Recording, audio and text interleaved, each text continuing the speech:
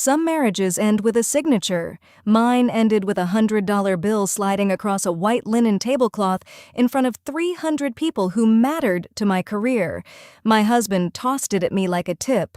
Then he smiled. That is the part I remember most clearly. Not the money, not the sudden quiet around our table, not the way a woman half a generation younger than me stood behind him pretending not to enjoy the scene. The smile. Victor Hayes looked at me with the easy satisfaction of a man who believed he had finally found the perfect audience for my humiliation. I picked up the bill. I smoothed it between 2 fingers. Then I folded it once and put it in the pocket of my evening coat. I did not know yet that the bill would outlast our marriage. The Northbridge 40th Anniversary Gala was the kind of night I had spent 6 weeks building hour by hour until it felt less like an event and more like a structure I was holding upright with my own hands. I had arranged the investor seating myself.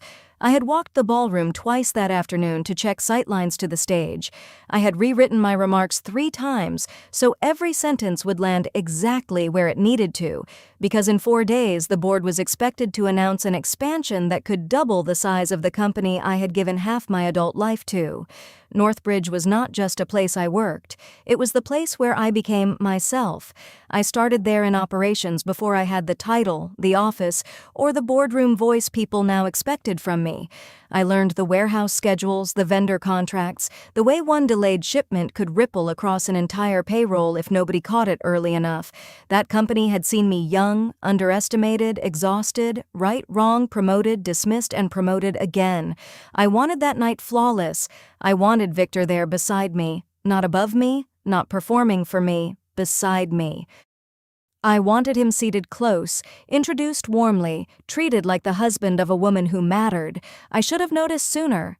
No, that is not honest. I did notice. I simply did not let noticing become knowledge. Victor adjusted his tie the moment Brielle Vaughn walked into the ballroom. It was a small gesture, almost nothing. Fingers to the knot, chin lifting half an inch. The same unconscious polish I had watched him put on before investor lunches and closing meetings. I had never seen him do it for a 29-year-old communications consultant in a black dress. Brielle worked with one of Northbridge's outside marketing partners. She was bright, sharp, and very aware of when men were looking at her. I had met her twice before. Both times she smiled at me a beat too long, as if she were trying to calculate the distance between my age and my authority. That night, she called my husband by a nickname I had never heard. Vic? He laughed when she said it. A familiar laugh. Too easy. When our CFO's wife asked what I did at Northbridge, Victor answered before I could. Camille handles the operations side of things. The operations side, as if I had not spent more than a decade building the systems that kept 1,200 employees paid, as if I had not sat in rooms where men with more confidence than information learned to stop talking over me, as if the entire expansion announcement had not passed across my desk in 12 drafts before anyone else was allowed to call it ready. I smiled because there were investors nearby. I smiled because the mayor's economic liaison was 3 tables away. I smiled because thousands of jobs depended on the deal attached to that room, and I was not going to let Victor's insecurity become the headline of my night. Brielle sat 2 seats down from him during dinner, not beside him, close enough. He leaned toward her when she spoke. He barely looked at me across the table. I sat in the bronze dress I had chosen for that exact room, earrings my daughter Maya had helped me pick, and counted how many people were pretending not to notice. I did not make a scene. That is not who I am. And it was not going to become who I was under chandeliers, with donors circling and board members watching the woman responsible for holding the evening together.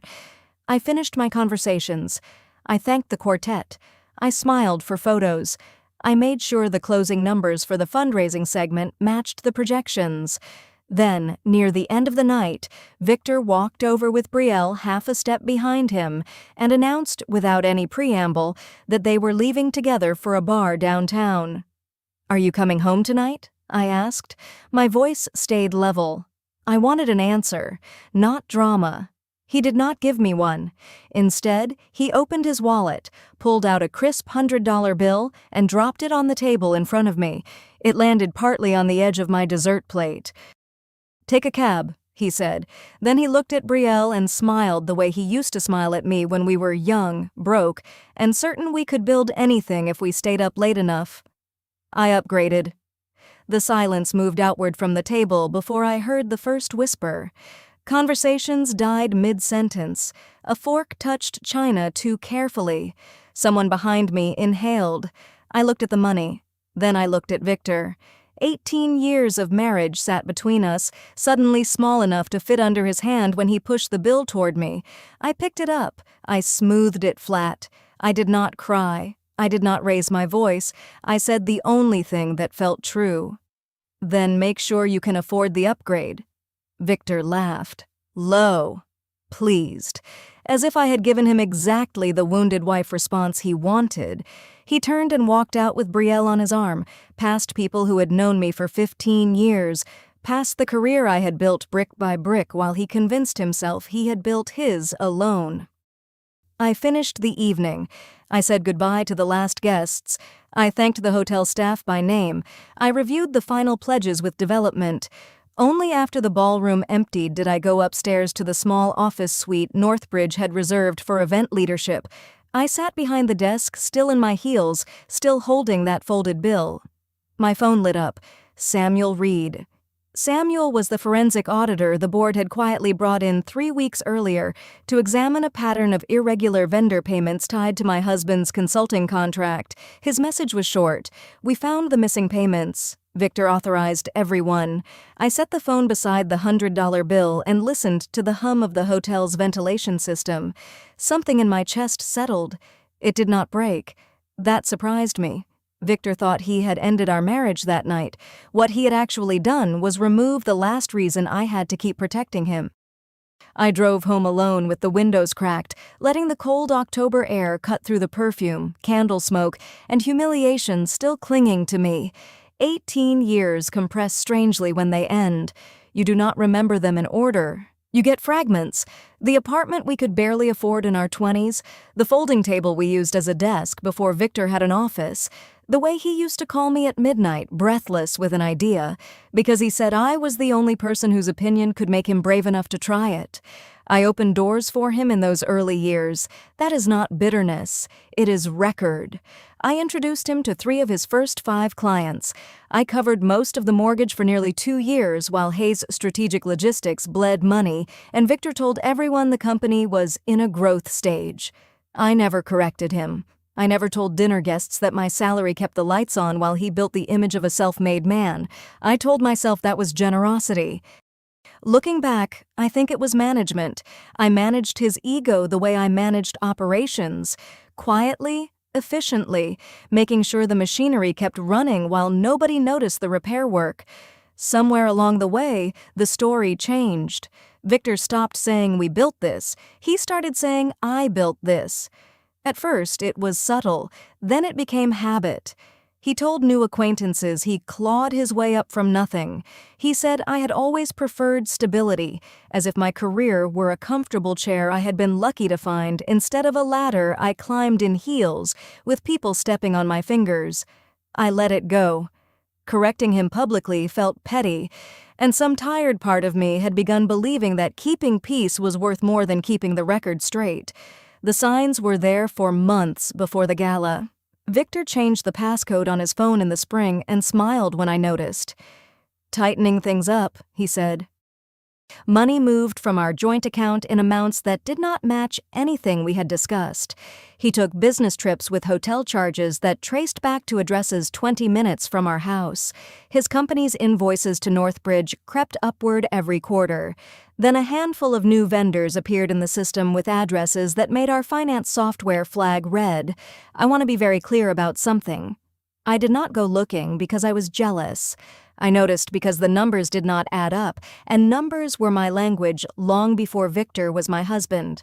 When our finance team found unsupported charges tied to his contract, I removed myself from the review immediately.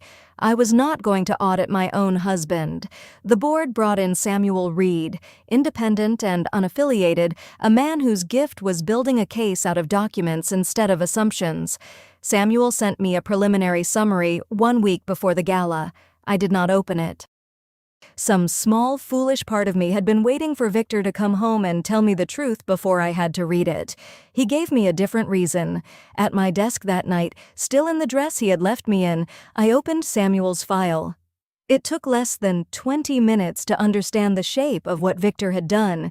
He had created a shell company called Vaughn Vendor Solutions, registered through Brielle's older brother. Northbridge had paid nearly $480,000 for services that were inflated, duplicated, or never performed. A portion of that money went into an account paying rent on Brielle's apartment near the river, and buried in a stack of authorization forms was my signature copied onto a document I had never seen. That changed something in me. The affair was his to carry. The public humiliation was his to answer for, but my name was mine. My signature was mine. I had spent 20 years building a reputation that could survive hard rooms, hard numbers, and men who preferred me agreeable. Victor had used that name as cover for fraud. He had not just betrayed our marriage. He had tried to make me an unwitting witness for his dishonesty. I called Nadine Price. Nadine had been Northbridge's general counsel for as long as I had been in executive leadership, and she was the kind of friend who never asked me to perform pain for her comfort. She answered on the second ring. "Tell me," she said. "Remove me from every document he used my name on," I said. "Preserve the evidence. Follow the law." My voice came out steadier than I expected. Nadine was quiet for a beat. "And the marriage?" I took the $100 bill from my pocket and laid it flat on the desk. "That decision was made for me tonight. Nadine told me the board had already scheduled Victor to appear at Northbridge the next morning at 8, supposedly for a routine conversation about renewing the Hayes strategic logistics contract. He had no idea what was waiting. I looked at the clock. Almost 2 in the morning. Somewhere across the city, Victor was probably telling Brielle how well the night had gone, how easily he had finally stepped out of a life he thought had grown too small for him. "Do not tell him I will be there," I said. Victor arrived at Northbridge the next morning in the dark suit he wore for closing meetings. He had not come home. He had called me 4 times between midnight and 7, and I let every call go to voicemail while I sat at the kitchen counter drinking coffee I could not taste. He still believed the gala had gone in his favor. Brielle had probably told him he looked bold, decisive, like a man who knew what he deserved. Victor assumed I would spend a few days hurt and then come around the way I had so many times before, smoothing things over so the household could function. He had not understood that coming around was no longer a category available to me. At the front desk, he asked for my office. My assistant told him his meeting was in conference room 4. Victor did not question it. He texted Brielle from the elevator. "I will have the renewal signed before lunch." When the conference room door opened, he found me seated at the head of the table. Nadine sat to my right. Samuel Reed had 3 folders squared neatly in front of him. Raymond Carter and 2 board members sat along the far side. Northbridge's outside counsel occupied the chair closest to the door. At the end of the room, a screen displayed a flowchart of payments, arrows tracing Northbridge money through vendor entities, side accounts, apartment payments, and reimbursement requests. In front of me, smoothed flat on the table, sat the $100 bill. Victor's face changed the moment he understood the room. Not fear, not yet. Disbelief, the look of a man recalculating in real time. "What is this?" he asked. "The part of last night you did not stay long enough to see," I said. Raymond opened the meeting formally, explaining that this was an investigative session concerning irregularities in the Hayes strategic logistics contract. Samuel walked through the findings without drama. That is how good auditors work. They do not need volume. The documents speak.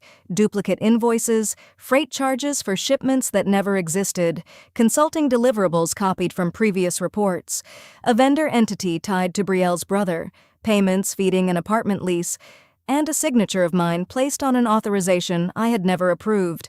Victor turned to me. You had me investigated? The company investigated its money, I said. You were where the money led? He tried to make the room personal. He said this was retaliation because he left with another woman. He said I was punishing him for being honest about our marriage. He said the board should be ashamed of letting a domestic issue infect business. I did not argue.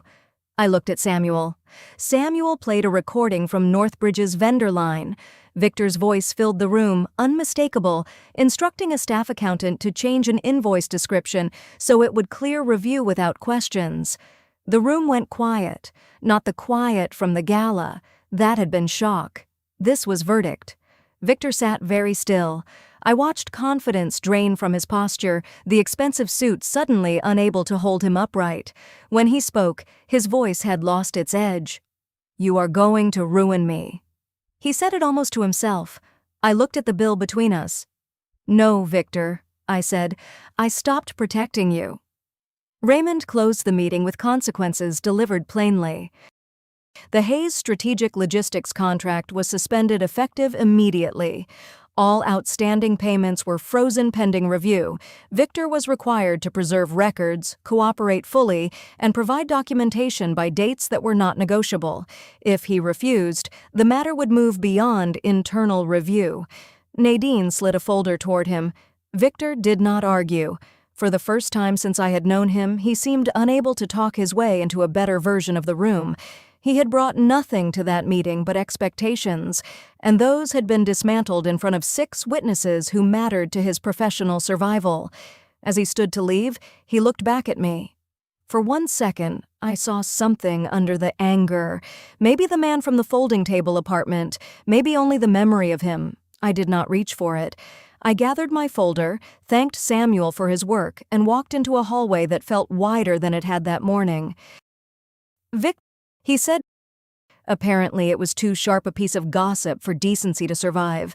My daughter called me in tears, not for herself, for me. And in that conversation, I made a decision I still believe was right. I did not tear her father apart. Your father made choices, I told her. He is still your father, but I will not teach you that love requires accepting humiliation. Maya was quiet for a long moment. Then she said, Okay, Mom, in a voice that sounded older than 23. Across town, Victor drove to Brielle's apartment expecting comfort. He found her halfway through packing a suitcase. In one day, her understanding of him had changed. She learned he did not own the building he had implied he owned. She learned his company carried debt he had never mentioned. She learned that the wife he described as cold and domineering was a woman with a career built on judgment sharper than his own. And 12 years earlier, Northbridge nearly collapsed under a product recall that threatened to take the company down with it.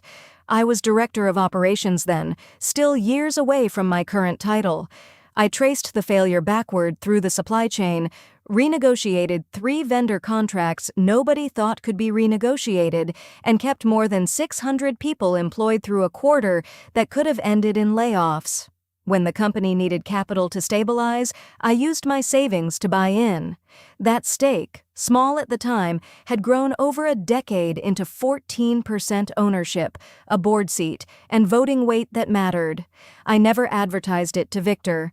He told me early in our marriage, only half joking, that he never wanted to feel like he was living in my shadow. So I moved the shadow. I kept my name out of trade articles when I could. I stayed out of board photos. I let him introduce himself to clients as if he had built his network alone. I never mentioned that I had privately raised concerns about awarding his company the Northbridge contract because I worried it blurred a line I take seriously. Raymond said it plainly in front of Victor. Your company received that contract because Camille vouched for your integrity. Something landed on Victor's face, then harder than any spreadsheet Samuel had shown him. Not the loss of money, the loss of the story. He had not earned his way into that room alone.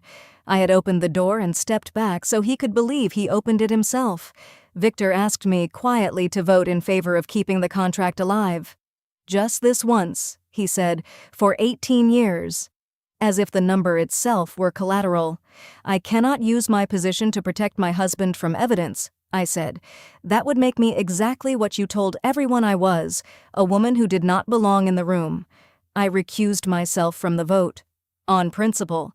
The other 6 board members decided without me. It was unanimous. The contract was terminated. Northbridge did not pursue cruelty, neither did I, but Victor lost his largest client and was ordered to return the funds tied to the false invoices. Watching the vote happen, I felt something I had not expected. Not triumph. Grief. Grief for all the years I spent shrinking myself so he could stand taller. That grief did not change the outcome. It simply sat beside it. Afterward, Nadine laid out Victor's options. He could cooperate fully, repay the funds, and sign a civil settlement closing the matter without criminal referral. Or he could refuse and face a lawsuit along with the possibility of outside authorities opening their own case. Victor looked at me across the table. Something raw moved through him. "After 18 years, he said, you are choosing them over me." I thought about the folding table. I thought about the mortgage payments I covered alone. I thought about every room where I made myself smaller for his comfort. I thought about a $100 bill sliding across white linen. "No," I said, "after 18 years, I am finally choosing the truth over you." Victor signed the settlement 3 days later. Nadine told me he sat in her office for nearly 2 hours before putting his name on the page. Not because he was negotiating terms, but because signing meant admitting in writing that the second act he had tried to build was borrowed, inflated, or taken outright. He agreed to repay misappropriated funds over 18 months. He surrendered his consulting license pending state review. He accepted a permanent industry record that would follow him into every future contract he tried to win. Within 2 weeks, his remaining clients began distancing themselves. None of them wanted to be the next name beside his in a settlement. Brielle was gone by then. Her brother had separate legal exposure for lending his name to a shell company he had been told was simply a tax structure. The life Victor reached for that night at the gala came apart faster than the marriage he walked away from to get it. I did not call to check on him. Maya kept me loosely informed, careful not to make herself a messenger. Through her, I learned Victor moved into a rented condo on the west side, smaller than anything he had lived in for a decade, and started calling old contacts he once considered beneath his ambitions. For me, the weeks that followed felt less like victory and more like excavation. I was clearing away the parts of my life built around making myself convenient. I moved back into the house properly. I painted the bedroom a deep green Victor had always dismissed as too bold. I hung 2 photographs that had sat in a closet for 6 years because he said they clashed with the furniture. Small things, but small things done for no one but yourself can add up into ground beneath your feet. Raymond asked me in late November whether I would consider stepping into a newly created Chief Strategy Officer role, one that would formalize the influence I had quietly carried at Northbridge for more than a decade. I said yes without needing 3 days to think about it the way I once might have. Nadine hosted a small dinner to market. Nothing extravagant. 6 people around a table where I did not have to manage anyone's ego but my own. Victor reached out once more in early December. A text, not a call. Could we talk as 2 people who used to love each other?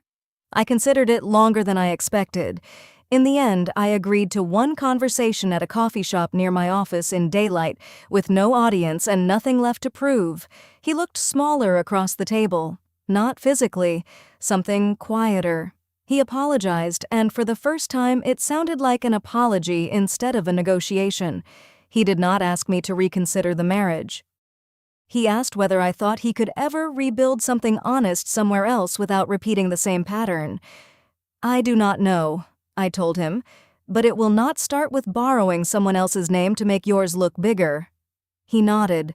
For a moment, I saw the young man from the folding table apartment, the one who used to call at midnight because he wanted me to hear his ideas before the world did.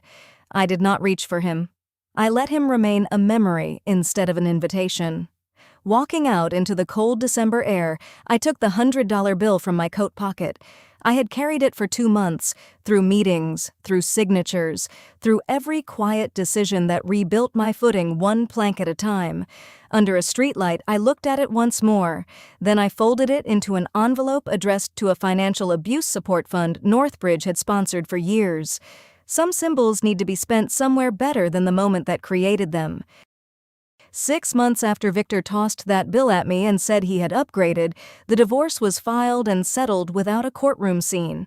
Everything was divided the way reasonable adults divide 18 years when one of them has stopped fighting for the marriage and started fighting for the truth. Northbridge closed its expansion deal in March, the same deal I had protected the night my private life tried to collapse in public. The board formalized my role as Chief Strategy Officer that same month. I did not think of the title as a victory over Victor. My life no longer needed to be measured against his wreckage. Maya and I settled into something steadier than either of us expected. She still saw her father on her own terms, and at a pace she chose. One evening she told me she had stopped needing me to explain everything that happened. "Watching how you carried yourself explained it better," she said. "That mattered more to me than almost anything else from that year." By early spring, Victor was rebuilding something smaller. Maya said he had taken a handful of modest clients and seemed to be doing the work himself now instead of borrowing credibility from bigger rooms. I hoped that was true. I no longer needed it to be true, but I hoped it anyway. In April, an envelope arrived at my office with no return address. Just my name and handwriting I recognized immediately. Inside was a new $100 bill and a note 4 lines long. "You were right. I never understood what anything cost. I am trying to learn now. I hope that means something, even if it changes nothing between us." I sat with it for a while. It was not the same bill from the gala.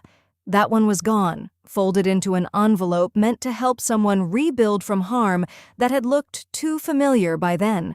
This was a different bill. A small act of accounting from a man finally trying to settle a debt that had never really been about money. I did not frame it. I did not keep it in a drawer. That evening, I called Maya and asked if she wanted dinner at the small Italian place near our old neighborhood, the one we used to love before Victor decided it was not sophisticated enough for the version of himself he was trying to become. She said yes before I finished the question. We sat at a corner table with a slight wobble, shared garlic bread, and talked about everything and nothing. Her job, a man she was not sure about, whether I was sleeping enough. When the check came, I opened my wallet and placed Victor's new $100 bill on top of it. Maya recognized it. "Is that the one Dad sent?" "Yes." "Why spend it? You could have kept it. Proof of everything." I watched candlelight catch the edge of the bill. "Because I do not need to carry his insult to remember my worth," I said. "I already know what I am worth." There was change left over. I left it with a little more for our server, a tired-looking woman with kind eyes who reminded me of myself years earlier, before I understood how much of my value I would have to reclaim one decision at a time. Maya looped her arm through mine when we walked out into the cool April evening. I drove home to a house that finally felt entirely like mine. No one was waiting there. For the first time in a long while, that did not feel like absence. It felt like room to breathe. Victor once believed an upgrade meant someone younger. Brielle, for a while, believed it meant someone wealthier. I learned the hard way, and then the healing way, that the real upgrade was never about who stood beside me. It was learning to stand fully in a room without shrinking so someone else could feel tall. Victor gave me a $100 bill because he thought it was enough to measure everything he was leaving behind. He was wrong. But in the end, that money still bought something worth having. Dinner with my daughter, a good tip for a woman working late, and one final lesson I will not forget. Dignity was never something Victor could take from me with a piece of paper. It was something I had been building quietly my whole life, long before he noticed. What would you have done if you were in my place that night? Would you have confronted him in front of everyone, or waited and let the truth do the talking? Tell me where you are watching from and what you would have done differently. There are many more stories like this one waiting for you, so subscribe and stay close. You will not want to miss what comes next.